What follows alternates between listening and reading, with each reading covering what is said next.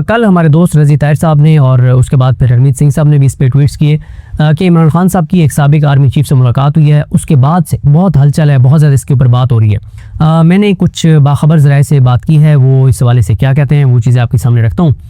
देखें, पहले तो ये मुख्तसर आप और हम ये बात समझ लें, यानी मेरी राय है, आप इसे इख्तलाफ भी कर सकते हैं कि इमरान खान की रिहाई किन 3 तरीक़ों से हो सकती है, किन 4 तरीक़ों से हो सकती है। एक हो सकती है कि इमरान खान डील कर लें, वो इमरान खान डील कर नहीं रहे और उन्होंने जेल में एक मौके पे ये भी कहा कि और उनकी बहनें ज़ाहिर बड़ी तकलीफ़ के साथ ये जुमला बता चुकी हैं कि इमरान खान ने कहा कि मैं डील नहीं करूँगा, चाहे मेरी ज़िंदगी का इख्तिताम हो जाए जेल के अंदर, लेकिन मैं डील नहीं करूँगा। इमरान खान ने हर तरह का जुल्म, जबर, बर्बरियत, फसाइयत, हर चीज़ बर्दाश्त कर ली है, लेकिन इमरान खान 1 इंच भी अपने मौक़िफ़ से पीछे नहीं हटे। ये बात तो हम सब ने देख ली है। तो अब डील तो उन्होंने करनी नहीं है। ये वो आसान रास्ता है जो मरीम नवाज़ साहिबा को उन्होंने कहा था कि हमें आता है, और फिर उस रास्ते पे वो चले और किरदार ले लिए।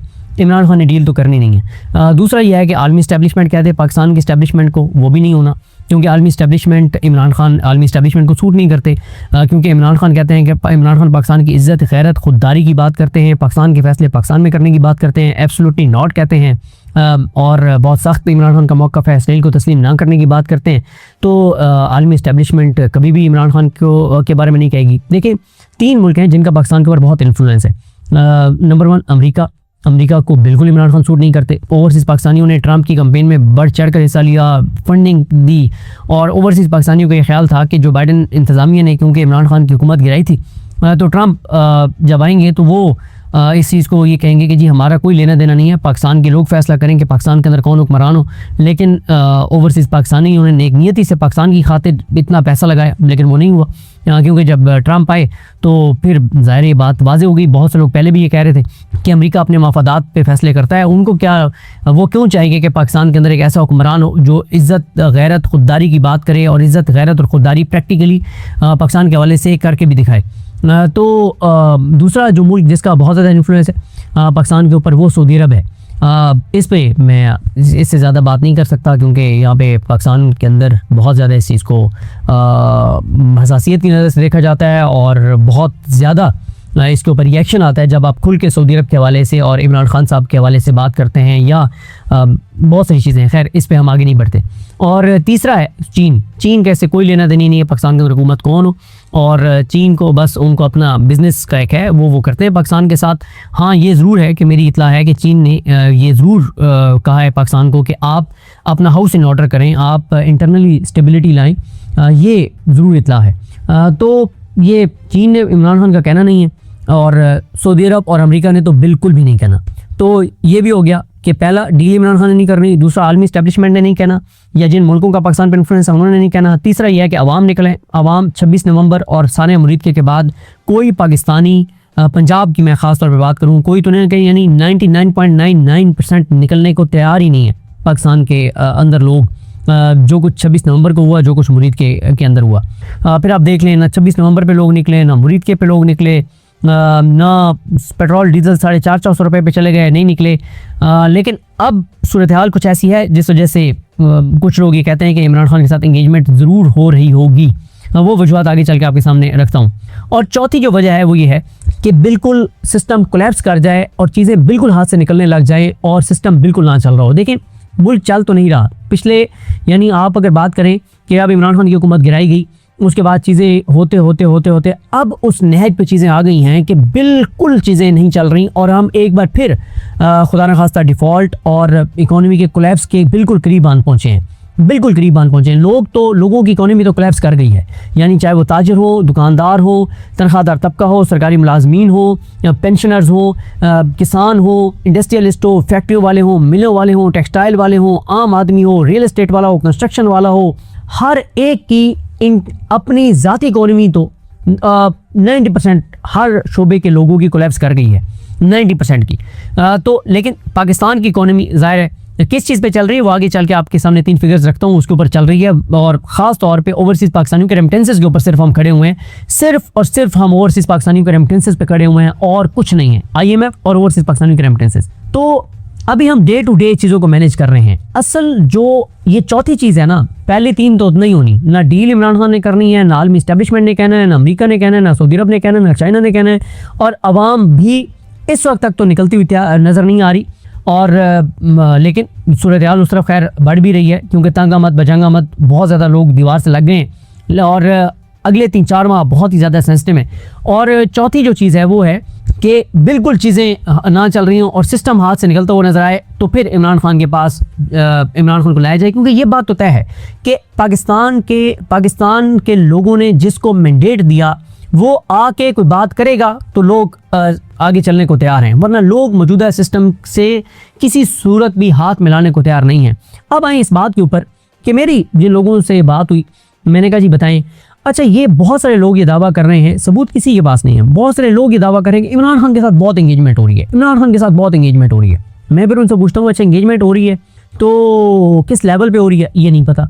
फिर मैं उनसे पूछता हूँ अच्छा ये बताएं कि अगर इमरान खान के साथ एंगेजमेंट हो रही है तो बाहर कोई मुझे प्रैक्टिकली दिखाए ना कि इमरान खान के साथ एंगेजमेंट की वजह से उसकी बहनों की मुलाकात, इमरान खान की बहनों की मुलाकात उनसे बहाल हो गई है, इमरान खान के केसेस लगना शुरू हो गए हैं अदालतों के अंदर, बेगुनाह जो असीरान हैं उनकी ज़मानतें होने लग गई, आम वर्कर्स जो 51-52 गुजरांवाला के वर्कर्स हैं, जो मिलिट्री कोर्ट्स के कन्विक्टेड सिविलियंस हैं, कोई आसान न्याजी वगैरह के लिए कोई आसानी हो गई है, कोई इमरान खान को जेल में सहूलियात मिलने लग गई हैं, कोई बुशरा बीबी के जो उनके हकूक़ हैं जो एज ए कैदी वो मिलने लग गए हैं, कोई जो ख़वातीन हैं कोट लखपत जेल में, सनम जावेद हों, डॉक्टर यास्मीन राशिद हों, आलिया हमज़ा हों, फलक जावेद हों, फिरदौस राय हों, इन ख़वातीन के लिए कोई आसानियाँ हो गई हों, कोई सरज़ादा हामिद रज़ा के लिए कोई आसानियाँ हो गई हों, कोई चित्राली साहब की रिहाई हो गई हो, अब्दुल लतीफ़ चित्राली साहब की बात कर रहा हूँ, या यूएई में जो जुनेद हैं और सलमान है वो रिहा, मैं कहता हूँ कुछ तो मुझे दिखाएं ना, कोई जीबी में उनके लिए मतलब कहीं तो मुझे दिखाएं कि यार देखें वो जो एंगेजमेंट हुई है ना तो उसकी वजह से देखें ये बाहर ये चीज़ हो गई है, इसका मतलब है कि वो बातचीत दुरुस्त सिमत में जारी है। उनका आगे से मुझे जवाब ये होता है था जब मैंने पूछा,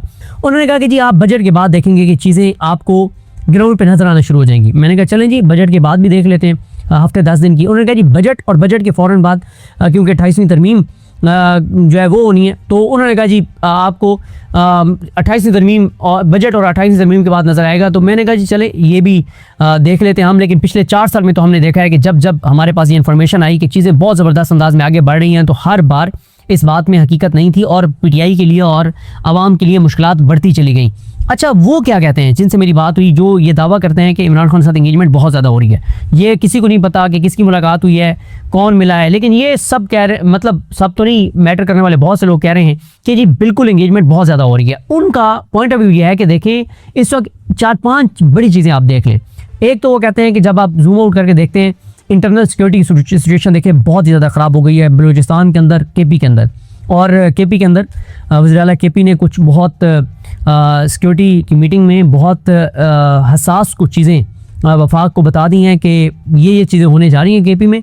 हम आपको वाज़ेह तौर पर बता रहे हैं कि आपकी इन पॉलिसीज़ की वजह से ये होने जा रहा है और ये मैं रिकॉर्ड पे रख रहा हूँ, फिर आप ना कहिएगा कि मैंने आपको ये बात बताई नहीं थी। मैं आपको बता रहा हूँ कि ये बहुत ही खौफनाक चीज़ जो पाकिस्तान की तारीख में कभी नहीं हुई केपी में, ये चीज़ें होने जा रही हैं, फिर ना कहिएगा कि मैंने आपको बताया नहीं। बलूचिस्तान की सूरत आपके सामने जिस पर हम आप अगर बात करेंगे तो फिर उसको कहा जाता है कि पता नहीं हम इंतशार फैला रहे हैं या मुल्क दुश्मनी कर रहे हैं, उस पर भी हम बात नहीं कर सकते बलूचिस्तान की सूरत हाल के ऊपर भी। फिर आप इकॉनमी तो उस पर तो आते हैं, फिर आप रीजनल देख लें, अफगानिस्तान के साथ हमारा बॉर्डर बंद है, अफगानिस्तान के साथ हम हालत जंग में है, एक और हमारे बॉर्डर ईरान के ऊपर एक आलमी सतह की जो है वो जंग चल रही है, भारत तैयारियां कर रहा है और वो एक एक दिन उनके लिए बड़ा मुश्किल गुजर रहा है, जो उनको सुबकी हुई है, शर्मिंदगी, रुसवाई और पसपाई का सामना करना पड़ा 1 साल पहले, तो उनका तो बस नहीं चल रहा। तो फिर इंटरनेशनली आप देख लें कि अब जिस तरह से ट्रंप ने इब्राहिम अकॉर्ड की बात कर दी, तो देखें जिनसे मेरी बाखबर ज़राए से बात हुई वो 2 चीज़ों के ऊपर वो कह रहे हैं। एक तो वो कह रहे हैं कि इकोनॉमी हाथ से यूँ निकल रही है जैसे हाथ से रेत निकलती है, और दूसरा वो कहते हैं कि ये जो ट्रंप ने कह दिया है ना इब्राहिम अकॉर्ड वाली, अगर पाकिस्तान ट्रंप को मैनेज ना कर सका तो आपके पास इमरान खान के अलावा कौन है जिसको आप सामने लाएं और वो कहे कि हाँ भाई हम नहीं इसराइल को तस्लीम करेंगे। क्या नवाज शरीफ ये बात कर सकते हैं, क्या शहबाज शरीफ ये बात कर सकते हैं, क्या सरतारी कर सकता है? सवाल ही पैदा नहीं होता। एक ही है पॉलिटिकल लीडर, वो है इमरान खान, जो सामने आगे कह सकता है कि भाई नहीं करते, और फिर उसके जो भी कंसिक्वेंसेज होंगे, इमरान खान जब ये बात करेगा तो कौम उसके पीछे खड़ी होगी, इमरान खान के पीछे, और कोई भी नताइज होंगे तो कौम उन नताइज को भुगतने को तैयार है, वरना बिल्कुल नहीं। तो उनका ये कहना था कि इकोनॉमी की ना 3-4 चीज़ें, मसलन मैंने जब किस्मत खान के ट्विटर ट्वीट्स देखे तो मैंने कहा यार बात तो ये ठीक है कि इकोनॉमी की चीज़ें बहुत ही ज़्यादा खौफनाक हद तक हाथ से निकलती जा रही हैं। मसलन पिछले 4 साल में 4300 अरब रुपया, 4300 अरब रुपया, करोड़ में बना लें कितने बनते हैं, 4300 अरब रुपया पिछले 4 साल में पेट्रोलियम लेवी की मद में लोगों की जेबों से निकाला गया है। और आपको पता होना चाहिए कि जो खौफनाक तरीन बात है वो क्या है। अच्छा, ये 4300 अरब जो लोगों की जेबों से निकाला गया ना, ये अगर लोगों की जेबों से ना निकाला जाता तो ये 4300 अरब रुपया मार्केट में खर्च होना था, दुकानों के ऊपर, मुख्तलिफ चीज़ों में, लोग को घर की कंस्ट्रक्शन करते, कोई मतलब किसी न किसी जगह पे ये 4300 अरब रुपया सर्कुलेट होना था पाकिस्तान के अंदर। पाकिस्तान के लोगों के पास ये 4300 अरब होता और लोग खर्च करते ये 4300 अरब रुपया, जो कि लोगों की जेबों से पिछले 4 साल में निकाल लिया। और खौफनाक तरीन खबर आप सबके लिए ये है कि किस्मत खान ज़िमरी साहब ने ये ट्वीट किया है कि IMF ने अपनी रिपोर्ट में बताया कि आइंदा 5 साल में पाकिस्तानी हुकूमत पेट्रोलियम लेवी की मद में कितने पैसे आवाम की जेबों से निकालेगी। ये टोटल बनता है जनाब, मैं आपको बताऊं, 10,780 अरब रुपए 5 साल में। 10,780 अरब रुपए। कैसे? 2026-27 ये अभी 1 जुलाई से लेके और 30 जून 2027 तक ये 1700 और 1727 अरब अब तक जो निकाला है पिछले साल में, वो भी तकरीबन कोई 1700 अरब है। और अगले साल 1727 अरब, फिर उससे अगले साल 1915 अरब, फिर उससे अगले साल 2131 अरब, फिर उससे अगले साल 2370 अरब और फिर 2637 अरब अगले साल में। अगले 5 सालों में 10,780 अरब रुपया आपकी, हमारी, वो गरीब मजदूर, गरीब रिक्शे वाला, चिंची वाला, बाइकिया वाला, मजदूरी करने वाला, हर एक की जेबों से पेट्रोलियम लेवी की मद में कितना निकालेंगे? 10,780 अरब रुपया। और पिछले 4 साल में कितना निकाले? 4,365 अरब। अच्छा, फिर इसी तरह से एक और चीज़, ये भी किस्मत खान ज़िमरी ने ट्वीट की हुई है कि नेपरा के रिकॉर्ड के मुताबिक पावर प्लांट्स को गुज़िश्ता 8 बरसों में जो अदायगियाँ की गई हैं कैपेसिटी चार्जेस की मद में IPPs को, वो 8,623 अरब रुपए बनता है। 8,623 अरब रुपया। 4300 अरब ये निकाला अवाम की जेबों से। ये जो IPPs को उन्होंने दिए हैं 8,623 अरब, ये अगर ना निकाले जाते तो ये भी अवाम के पास होते, क्योंकि अवाम के जिस्म से निकाले हैं ना, उनकी जान से निकाले हैं, उनके खून पसीने से निकाले हैं। फिर इसी तरह से जो है वो इसकी जो किस्मत खान ने पूरा लिखा है, बड़ा इंपॉर्टेंट है। वो कहते हैं कि ये जुलाई 2017 से जून 2025 के अरसे के दौरान की गई हैं और इस अरसे के दौरान जो डॉलर का रेट चल रहा है, अगर इसमें इन अदायगियों को कन्वर्ट करें तो इनकी मालियत 40 अरब डॉलर से तजावुज़ कर जाती है। दूसरी तरफ वज़ारत ख़ज़ाना की जानिब से गुज़िश्ता बरस इक़्तिसादी सर्वे रिपोर्ट में बताया गया था कि 101 IPPs कमीशन हुए, जिनकी मदद से मुल्क में कुल 35 अरब डॉलर की गैर मुल्की सरमायाकारी हुई। यानी पावर प्लांट्स को सिर्फ 8 बरस की कैपेसिटी चार्जेस की अदायगियाँ 101 IPPs की कुल गैर मुल्की सरमायाकारी से ज़्यादा हैं। IPPs को 90 की दहाई से लगाया जा रहा है और नवाज शरीफ के तीसरे दौर में लगाए गई IPPs के मुआहदे 2045 या उससे भी आगे के अरसे के लिए हैं। IPPs लगे कितने में? 35 अरब डॉलर की सरमायाकारी आई बाहर से, और अब तक हम उनको दे कितना चुके हैं? हम उनको दे चुके हैं जनाब 40 अरब डॉलर, 35 अरब डॉलर आए और 40 अरब डॉलर हम उनको वापस कर चुके हैं कैपेसिटी चार्जेस की मद में। और कुछ IPPs 2045 तक हम उनको पैसे देने ही देने हैं, क्योंकि ये है मियां नवाज शरीफ साहब का कारनामा। अच्छा, इसी तरह से आप IMF इसका टैक्स कलेक्शन देख लें कि 11 माह में जो शॉर्टफॉल है वो 860 अरब रुपए होगा। शॉर्टफॉल, इतना टैक्स आवाम से लेने के बावजूद शॉर्टफॉल 860 अरब होगा। तो ये वो चीज़ें हैं जो ये बताती हैं कि आगे कैपेसिटी चार्जेस IPPs की, वो आप देख लें कि आगे कितनी होंगी। वो मेरे ख्याल है एक साल में कोई 2200 अरब रुपए कैपेसिटी चार्जेस हमने एक साल में देनी है, अगले एक साल में। और हमने कोई 1800 अरब रुपया हमने पेट्रोलियम लेवी के मद में आवाम की जेबों से निकालना है। तो सीधा सीधा ये 4000 अरब तो ये बन जाता है। बाकी टैक्स चेक्स हर चीज़ को आप अलग रखते हैं, जो बिजली के ऊपर टैक्स लिया जा रहा है, सारी चीज़।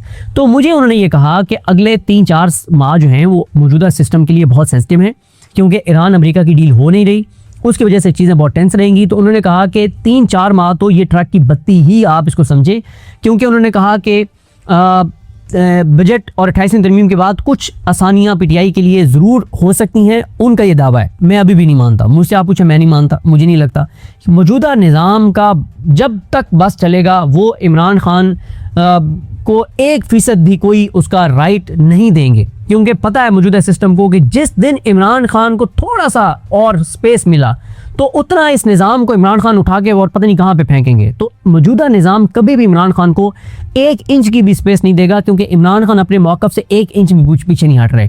तो उनका, जिनसे मेरी बात हुई, उन्होंने कहा कि ये इंगेजमेंट इसलिए हो रही है कि 3-4 माह बहुत सेंसिटिव है। लोड शेडिंग अरूज पे होगी 3-4 माह में, बिजली के बिल नाकाबिले बर्दाश्त होंगे, पेट्रोल डीजल कीमतें नाकाबिले बर्दाश्त होंगी, कारोबार होंगे नहीं, फैक्ट्रियां मिलें बंद हो रही हैं, टेक्सटाइल इंडस्ट्री बैठ गई है और रेमिटेंसेस के ऊपर भी एक ख़तरा है। यूएई जिस तरह से पाकिस्तानियों को निकाल रहा है, पूरी दुनिया की इकॉनमी डिस्टर्ब हो रही है कि अगर रेमिटेंसेस भी डिस्टर्ब हो जाते हैं, बैरूनी कर्जा में नहीं मिल रहा, गैर मुल्की सरमायाकारी की हालत यह है कि एक साल में बैरूनी सरमायाकारी उस कीमत से कम है जिसमें मरीम नवाज़ ने जहाज़ खरीदा है। इससे आप अंदाज़ा लगाएं 55 साल की कम तरीन सतह के ऊपर हमारी जो है वो बैरूनी सरमायाकारी है। एक्सपोर्ट्स हमारी गिर रही हैं, इंपोर्ट्स हमारी बढ़ रही हैं। तो उनका ये कहना है कि ऐसे में जब आवाम बिल्कुल दीवार से लग चुकी होगी तो ऐसे में ज़रूरी है कि इमरान खान को इंगेज करके रखा जाए। कोई अगर इमरान खान की मुलाकातें बहाल भी होती हैं, वो कोई कॉल ना दे दे, कोई लॉन्ग मार्च का ऐलान ना कर दें, इमरान खान को थोड़ा सा इंगेज करके रखा जाए। पीटीआई को बाहर ये मैसेज दिया जाए कि इमरान खान के साथ इंगेजमेंट हो रही है, तुम ऑल आउट मत जाना, तुम कोई ऐसी चीज़ ना करना। और इन 3-4 महीनों में जो शदीद तरीन क़यामत खेज़ गर्मी के होंगे, इन 3-4 महीनों में ये चीज़ चलाएं और 3-4 महीने बाद देखें कि अगर कहीं से कोई बाहर से हमें को बहुत ज़्यादा पैसा मिल जाता है किसी भी मद में, तो फिर इमरान खान भी जेल में और लोगों के साथ जो हो रहा है यही चलता रहे। और अगर 3-4 महीने में बाहर से हमारा कोई जुगाड़ नहीं लगता, कोई हमें पैसा बाहर से नहीं मिलता और इकॉनमी हमारी मज़ीद डिस्टर्ब हो जाती है, तो फिर तो ज़ाहिर है इसके अलावा ऑप्शन ही कोई नहीं होगा कि इमरान खान साहब जो हैं उनको ही लाया जाए और इमरान खान साहब को और ला के और सिस्टम एक ही सूरत में पाकिस्तान को आगे चलाया जा सकता है, वो है कि इमरान खान आए। और एक वजह मैं आपको पहले बता चुका हूँ कि अगर अमेरिका बहुत ज़्यादा पाकिस्तान को कह देता है कि आप इसराइल को तस्लीम करें, तो मैं आपको एक चीज़ बता दूँ कि मौजूदा निज़ाम जितना मर्जी चाल है, सब इस्लामी मुल्क तस्लीम कर लें, पाकिस्तान के अंदर ईरान ने तो कभी भी नहीं करना, तसव्वुर भी, मतलब ये तो सोचा भी नहीं जा सकता ना कि ईरान कभी तस्लीम करेगा इसराइल को। और पाकिस्तान के लोग तसव्वुर भी नहीं है कि कभी इस चीज़ को एक्सेप्ट करें कि इसराइल को तस्लीम कर लिया जाए। तो लिहाजा एंड में ये तो पता है हम मौजूदा निज़ाम को कि हम इसराइल को तस्लीम नहीं कर सकते, चाह कर भी तस्लीम नहीं कर सकते। तो उस वक्त यह है कि फिर अगर बहुत ज़्यादा मजबूरी हो जाती है तो इमरान खान को लाएंगे और फिर ज़ाहिर है फिर उसके जो कंसिक्वेंसेस होंगे, कौम एक ही सूरत में पीछे खड़ी हो सकती है कि इमरान खान जो हैं वो बाहर मौजूद हों। तो दावे ये बहुत ज़्यादा किए जा रहे हैं कि बहुत ज़्यादा इमरान खान के साथ इंगेजमेंट है, ग्राउंड पे हमें उसकी कोई प्रैक्टिकल चीज़ नज़र नहीं आ रही कि कोई इंगेजमेंट हो रही है। दावे ये किए जा रहे हैं कि बजट और 28वीं तरमीम के बाद आपको कुछ चीज़ें होती हुई नज़र आ जाएंगी और 3-4 महीने का टाइम है और उन 3-4 महीनों में अगर कहीं से जुगाड़ लग गया हमारा तो इमरान खान भी जेल में, बुशरा बीबी भी जेल में, सब इसी तरह से। और अगर जुगाड़ ना लगा फिर तो वैसे इकॉनमी उस नहज पे पहुंच जाएगी कि इमरान खान को बाहर लाने के अलावा चारा नहीं होगा, क्योंकि ये सिस्टम अपने बोझ से इतना लड़ रहा होगा कि किसी वक्त भी ये सिस्टम अपने बोझ से ही जो है वो गिर सकता है। तो देखते हैं चीज़ें कैसे आगे बढ़ती हैं। मुझे और मैं इस हवाले से कुछ चीज़ें फैसलाबाद खर साहब के इंटरव्यू में भी कर चुका हूँ, उनको मैंने दोबारा यहाँ पे उनका जिक्र नहीं किया। मुझे अपनी दुआ में याद रखें। लगनी हम सब का हमें नाज़ हो। अल्लाह हाफ़िज़।